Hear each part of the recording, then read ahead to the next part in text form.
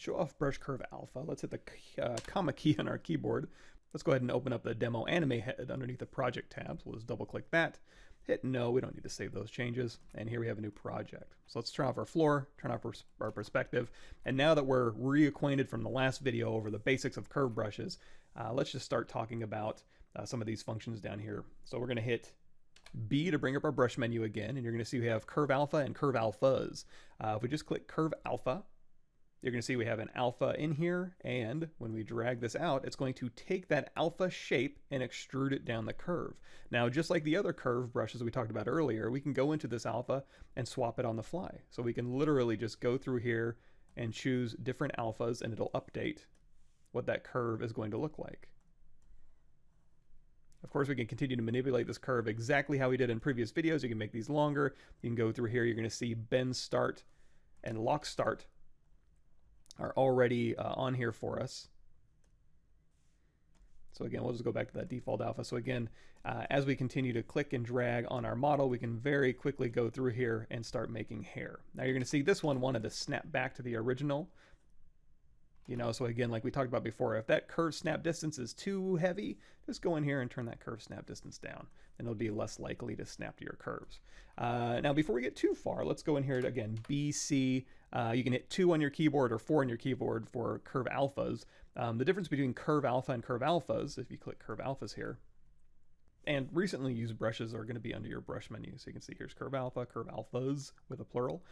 Curve alpha is essentially you drag out a curve and then you can manipulate that last curve you drew. If you draw again, you can manipulate that last curve you drew, but you don't have access to that previous curve. Now, if we take our undo slider up here and we just slide this back instead of hitting Control Z a bunch of times, let's go back to where we started.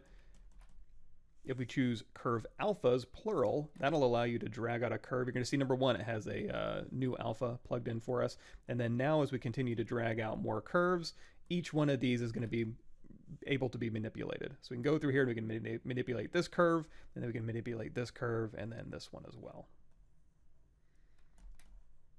And they'll stay manipulatable until you either tap away from your curve to delete those curves, or if you remember from the previous video, under curve functions, you can just hit delete, and now it's just geometry. Now for this one, we can go down here to Tool, Visibility, Hide Point, and then go back to what we did previously, Geometry, Modify Topology, Delete Hidden, and again, we're back where we started. But to continue our discussion on curve functionality, let's go back to BC2 or curve alpha. In the last video, we kind of left off on lock start and lock end, but we're going to see under here repel strength and repel fall off. By default, this is set to 4 and 2 in both of the curve alpha brushes. And to demonstrate what this is going to do, if we turn repel strength to 0, and we click and drag straight down on our mesh, you're going to see this hair doesn't really attach to the head. It just, basically, it's doing exactly what we tell it to do. I want you to start at this point and then drag and then just go straight down that line. It's going to completely disregard that point on the head that you clicked. And you can see as I move my cursor that it's going to kind of follow the surface normal of the head. Well, the cool thing about this repel strength is it will actually take that into consideration with your curves now. So we turn repel strength back to its default of 2. When we click and drag straight down, it's actually going to look at the surface normal of that head first and then curve it out. So as we go through here and we just click and drag, it's going to want to attach to the head first and then go back down. I'm making my brush size a little bit smaller here. And again, you can go back and you can tap and update this on the fly. And to kind of demonstrate what repel strength is going to do, let's try a couple different options here. So let's put repel strength at 0. And we'll click and drag straight down. And then again, we're going to just leave repel fall off at 2 for now. We'll take this repel strength and we'll put it up at 4. And we'll click and drag straight down with a new curve. And then repel strength all the way up to 50. And we'll click and drag straight down. And you're going to see this is the difference. So again, that repel strength of 0, it's going to disregard that normal. At 4, it's going to take that normal and it's going to repel 1, 2, 3, 4 spans here. And then over here at 50, it's going to go way out before it starts dropping back down again. So depending on the kind of feel that you want your curve brush to have, feel free to change this repel strength. For repel fall off, let's do the exact same thing. Let's take our repel strength. Oh, we'll keep it at 50 for now. And again, to start over, hold Control Shift click your head, and then geometry modify topology, delete hidden. Let's go ahead and turn on polyframe mode, and we'll turn off line so we can get a couple different colors going here. You can see it a little bit better maybe. And now let's play with just repel fall off. So we're going to take repel fall off and put it at 0.1. And again, we're going to click straight down. So that's our 0.1 fall off, which, as you can see, not a whole lot of fall off happening there. Let's put this back at the default of 2 and click and drag straight down. And here with mixed with 50, you're going to see it's going to repel strength of 50, and the fall off is going to allow it to curve down. And let's put it all the way at 10, click and drag straight down. And here you're going to see the repel strength is going to kick in, and then the fall off is going to take over very quickly. So again, you can play with these numbers. So far I've had pretty good luck with the defaults. And if you ever want to reset a brush, you can just go in here to your brush menu at the very bottom. You can reset all brushes or just reset the current brush, and then there's the default. So again, the default repel strength of 4 and fall off of 2 seems to be working fine for me, but feel free to play with those two settings. So we'll go ahead and Control drag to unmask everything, Control Shift tap the head again, and again delete hidden. Now, one more interesting setting this brush has, it's new to this version of ZBrush, is, okay, I got curve alpha here, and I'm going to go down the head, and I'm going to hit that ear and go down around it. If I go to the side, you're going to see it's not going to stick continuously to my mesh. It's going to have a cascading effect. As soon as it hits that ear, it goes out and away, but it never goes back in. Now, in previous versions of ZBrush, if you had snap turned on, and again, we'll undo that, and we'll go ahead and turn on snap, and we'll go right down the side of the head here, it still doesn't want to snap to the head. What's controlling that, we can go ahead and turn that off, is if we go in here to the picker menu, and this is going to be very important as we get to, again, the mesh mask stuff we're going to get to later, you're going to see this is set to closest Z. So if you want the previous functionality, let's go ahead and we'll just do continuous Z. And essentially what that's doing, well, let's talk about this.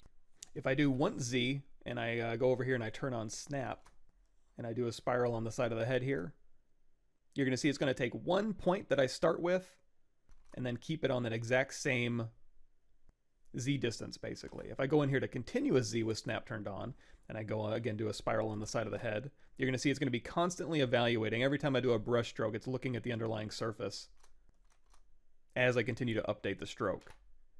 And in fact, if I go, over the ear, it's going to want to again continue to interact with the mesh as it goes down.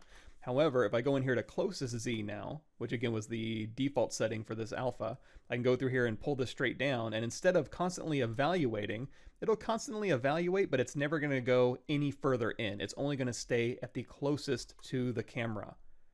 So when I drag through here, it went out when it hit the ear, and it kept going out as the geometry kept updating, but it never went further in.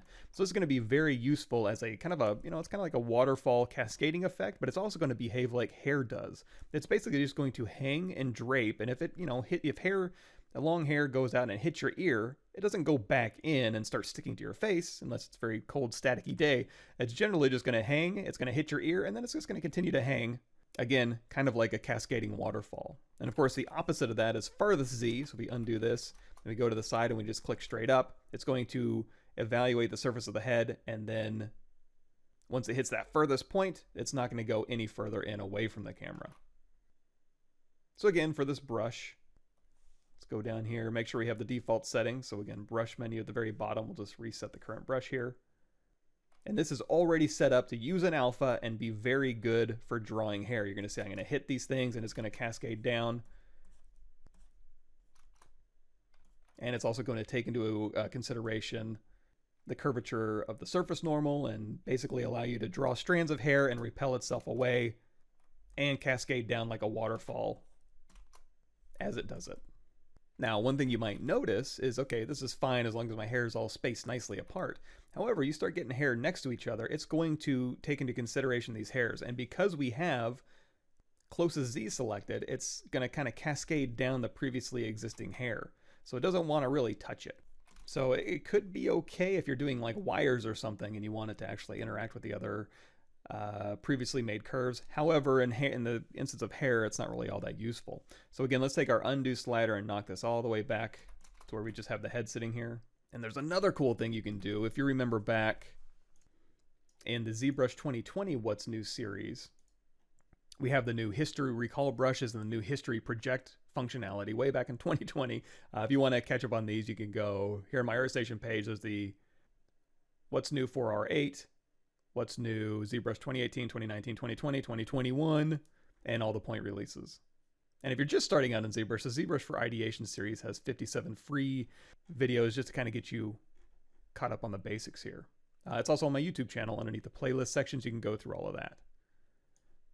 But essentially, long story short, in order to store a point in history, basically a state that this geometry is in, you can control click in your timeline. So we've undone back to where we just had this head, and we have this head sitting here. I'm going to hold down control and tap that. You're going to see the point in history turns white.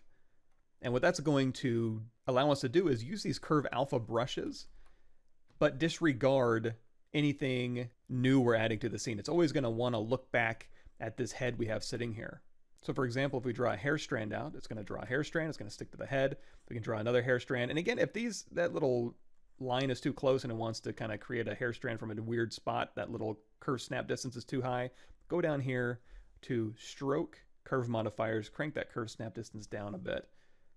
And now when I'm dragging out hair and the hairs overlap, it's going to disregard anything new past that point we stored in history, that control tap that we did. So now I can have this curve brush, it's going to have repel strength, it's going to look like hair, it's going to stick to the head, and it's going to disregard the other hairs in my scene. In fact, if you want these hairs to embed while you're doing this, what you can do, again, let's go down, let's go back to that point in history we control tap. Let's control tap that again to get rid of that point. I'm going to duplicate this head off, and on this duplicate, let's go ahead and turn on transparency so we can see what we're doing here. I'm going to go down here to the deformation menu. We're going to take this inflate deformer and we're going to deflate this head inside the mesh. So you can see now this head is kind of buried inside this other one. So what you can do is you can control tap this point in history, and it doesn't even need to be part of the same tool set here. We can say clone. So now it's just sitting out here over here in space. We can go ahead and delete this one. So now we have our head geometry we want to draw our hair on. I'm going to go over here to this tool. I'm going to control tap this one to store these verts in our history, and then go back to the head. And now when I drag out these curve alphas, oops, if these pop back, just go in here to geometry, modify topology, delete hidden.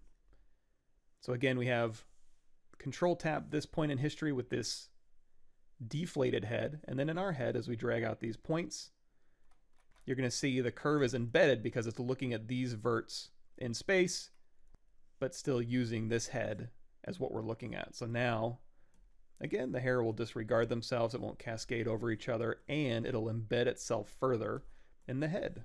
Again, using this head out here as our reference guide. So if you just want to have these strands in their own subtool now, again, to get rid of this curve, we can just tap on our object, or we can go over here to curve functions, delete. Let's control drag to unmask, control shift tap your head, and then now with all the hair hidden, we can go down here to our subtool split menu, say split hidden, and we'll go ahead and turn off transparency here. So now we have our hair in one subtool, and our head in another subtool, and the head that's determining where those curves start out here as a completely separate subtool. If you don't need this anymore, you can just go down here and hit delete. That'll delete that subtool, and then we'll go back to our other tool here. Now, since we don't really need them, let's go ahead and grab those hair strands, let's delete them, and then we are back here to our head. There's just a few more options we need to talk about. We've talked about a lot of curve stuff up front, but it's always a good refresher to kind of go back and visit previous functionality and also talk about the new stuff. So now back here with our curve alpha, we'll go down here again, just a brush, reset current brush. And down here under curve modifiers, you're going to see we have size turned on. And in fact, we have a curve fall off as well. And you're going to see it's going to go from high to low. So what does that mean? Well, as we drag out this curve alpha, you're going to see it's going to go from thick to thin. And that's essentially telling the size of the curve alpha to go from large to very small. Of course, just like anything else with a curve brush, we can update this on the fly. So if we wanted to go from large to maybe a little smaller, just tap to update, and now you can see it's going to go through here. And if I turn on the lines again, you're going to see it's basically converting any alpha on the fly to geometry. So if we go in here and we again swap out this alpha, and then we tap to update the curve here, there's our new geometry And again, if we turn on line, you're going to see it's just basically creating a bunch of squares that is extruding along this curve path.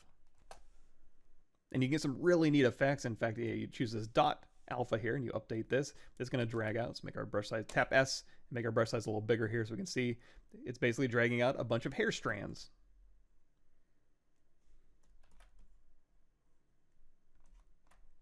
Now, if we switch back here to the default star brush alpha here, again, make our brush size a little bit bigger so we can see it. We're going from big to a little smaller. You can also put bumps in here, so just basic curve functionality for these menus. If you click anywhere on this curve, it'll add a new dot. You can drag this down and again update it so it goes from big to small to a little bigger. You can see it fluctuate down the line. And if you want to get rid of this, just click and drag it off and then it'll just disappear. If you want a harsher transition, you're going to see this is a very soft transition. It goes big and then kind of eases into here. If we drag off and then drag back on without letting go, it'll turn it to a sharp point. So now when we update this, it'll have a little bit of a sharper transition. Of course, you can add more lines in here to get whatever effect that you'd like. If you want to, you can go down here and reset that curve. However, it's going from small to big now. So if we click here, it's going to go small to big. If you want to flip this, you can flip it horizontally and that'll go again. Just kind of flip that curve horizontally and you're back to where you started.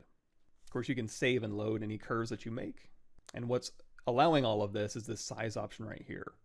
Now, if we turn on line again, let's go ahead and make our brush size really big and then tap to update this curve. You're going to see we have 1 segment, 2 segments, 3 segments as it goes down the curve. If you want more segments as it goes, go all the way down here to the brush modifiers and you're going to see there's a curve res. So we crank this up to 3 and then tap that. You're going to see now we get more divisions as the curve gets bigger. Down here under the max bend angle, since we're down here talking about it, let's go ahead and make this smaller again. We'll tap to update. And as I drag this around, and in order to drag it around, let's go over here and turn off lock start so we can actually drag this out. So now as you can see, as we curve this in on each other, or in on itself, I should say, and let's make this a little bit longer here. Eventually it'll, or if we just do like a better example, we do a zigzag pattern here, you're going to see when it gets to the end of those curves, it wants to round itself out. That's controlled by this max bend angle. So let's take this max bend angle down to 0 and we'll drag off a new curve. And you're going to see as I manipulate this curve, it's going to repel itself. So this is good for things like railroad tracks and snakes and tentacles where you don't want it to bend in on itself because there's might be bones or, some functionality in there that's going to say, hey, you know what? Don't bend me too harshly.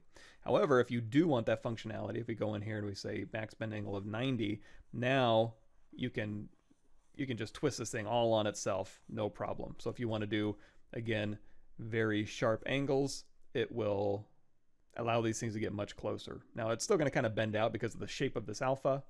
But if we swap this out like, alpha and just make it round, you're going to see these kind of bend over each other. And then if we crank this max bend angle back down to the default, it was 40 or 45, I forget which, and then you do this, it's going to really want to round those out. All right, so we've made a mess of our scene here. Let's control drag down mask everything, control shift tap our head again, and then one more time, geometry, modify topology, delete hidden. Now there's one more thing we can do, and that's, of course, make your own alpha. So we can go to the side here, and if I want to capture the profile of any geometry, let's go ahead and capture the profile of this head. I can go into my alpha menu here. We can say from mesh, and you can zoom and you can move this if you'd like to, and you can also just hit frame to frame. So we'll go ahead and back this off just a little bit here. We'll go ahead and say OK. And that's replaced our alpha with this one. So again, you can go in here and select any alpha you want, and then any geometry you can convert to an alpha. And then now when we use curve alpha to drag this out, let's go back up here to stroke since we've already learned this. We can take this curve modifiers, we can flip horizontal, we can tap to update that curve, and now if I go and see what's creating this shape, it's actually the profile of the head we just captured as an alpha. And one thing I should mention, we did talk about if you can take your Z intensity down, and you can kind of flatten out the curve. If you crank it up to 100 and it's not quite as round as you want it, you can also go down here to brush modifiers. There's a strength multiplier in here, so if you crank this up to say 2 and then tap, that'll go ahead and over crank your Z intensity if you want to have that kind of effect. But we'll go ahead and turn this back down to 1. And we'll go ahead and tap on our head to get rid of that curve. And one more thing, if you were kind of wondering about it, there is an intensity on here. So if we turn on intensity and then turn off size, and then we drag this out, you're going to see it seems to disregard the curve. You're like, well, it's just straight all the way through. It's not really making a change. However, control drag, and let's switch to another curve brush. We'll hit B on our keyboard, and we're going to go over here to our Deco Curve Drag Dot. Let's go ahead and choose that one. You're going to see by default, we have drag dot stroke, and we have a arrow alpha. I'm going to switch over here to our matte cap gray. And then on our head here, we're going to drag that curve. And if we tap to update this curve, you're going to see it's going to deform the mesh. So it's like a sculpting brush, and it's taking this alpha and going all the way start to end this arrow. Now by default, intensity and size is off. However, if we turn intensity on and we look at the curve fall off, it's very flat. Let's go ahead and hit reset. And then if we tap to update this curve, you're going to see it's going to go from very soft or very low to very high intensity at the other end. And again, if you want to crank up your Z intensity, you can.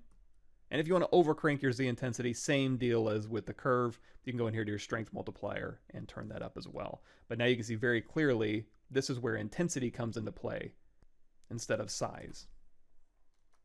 Just like the other curves, you can go through here and you can manipulate this curve and drag it around your mesh. And if you want to get rid of the curve, go ahead and tap to delete it, or go into curve functions and hit delete.